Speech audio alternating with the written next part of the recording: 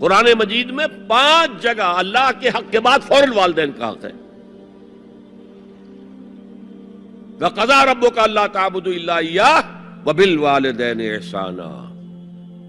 تیرے رب نے فیصلہ کر دیا ہے کہ اس کے سوا کسی کی بندگی نہیں کرو گے اور والدین کے ساتھ نیک سلوک کرو گے. اللہ کے حکم کے بعد، اللہ کے حق کے بعد والدین کا حق ہے. سورہ لقمان میں انشکر لی ولوالدیک، شکر ادا کرو میرا بھی اور اپنے والدین کا بھی. اور سورہ بنی اسرائیل میں تو کیا تفصیل آئی ہے.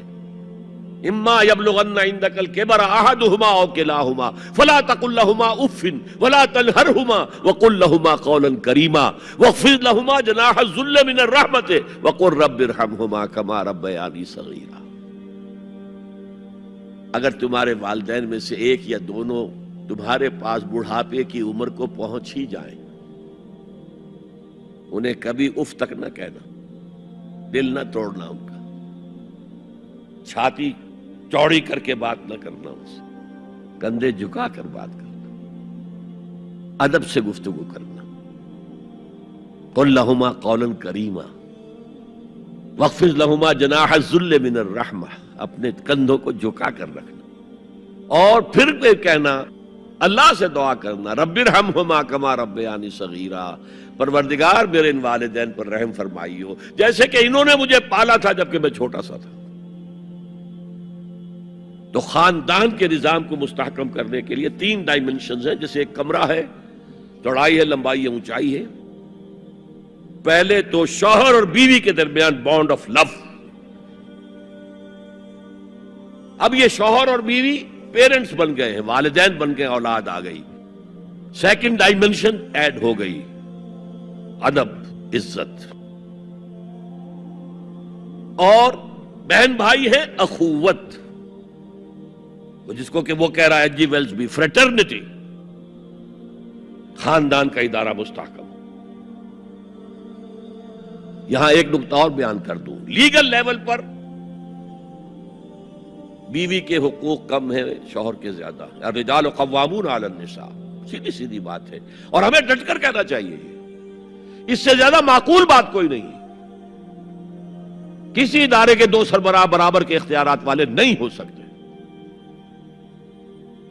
لیکن اخلاقی طور پر جو ماں کا حصہ ہے، باپ کا حصہ اس سے 1/3 ہے. قرآن مجید میں آیا ہے نا، حملتہ امہ وہنا علی وہن وفصالہ فی عامین ان اشکر لی ولوالدیک. اسے اٹھائے رکھا اس کی ماں نے اپنے پیٹ میں، کمزوری پر کمزوری جھیل. کمزوری تو ہو رہی ہے، اس کا خون چوس رہا ہے اندر، جھونک جو ہے وہ چوس رہی ہے خون اس کا. اور سب ماؤں کو تو اتنی نرشمنٹ موجود نہیں ہوتی کہ آپ پریگننسی میں اس کے لیے ضروری نرشمنٹ فراہم کر دیں. وہنن علی وہن، کمزوری پر کمزوری جھیل کر بھی اپنے پیٹ میں اٹھائے رکھا. وفصالہ فی عامین، اور پھر دودھ چھڑانا ہوا 2 سالوں میں. وہ جھونک جو ہے وہ پھر اس کی چھاتیوں سے چمٹ گئی. لہذا اس کا حق 3 گنا زیادہ ہے باپ سے. ایک صحابی حضور سے پوچھتے ہیں، حضور میرے حسن سلوک کا اولین مستحق کون ہے؟ فرمایا تمہاری والدہ. پھر پوچھا ان کے بعد کون؟ پھر کہا تمہاری والدہ. پھر پوچھا ان کے بعد کون؟ پھر کہا تمہاری والدہ. پھر پوچھا ان کے بعد کون؟ تو کہا تمہارے والد. 3 درجے. اور یہ جو فرمایا الجنت تحت اقدام الامہات، جنت تو ماؤں کے قدموں تلے ہے، یہ باپ کے بارے میں تو نہیں فرمایا.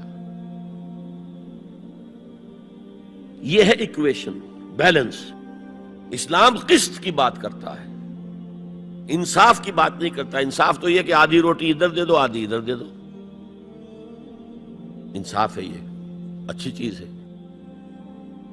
قسط یہ ہے کہ بوجھ اٹھانا ہے تو جو زیادہ قوی ہے اس کو زیادہ بوجھ دو اٹھائے، اور جو کمزور ہے اسے کم بوجھ دو.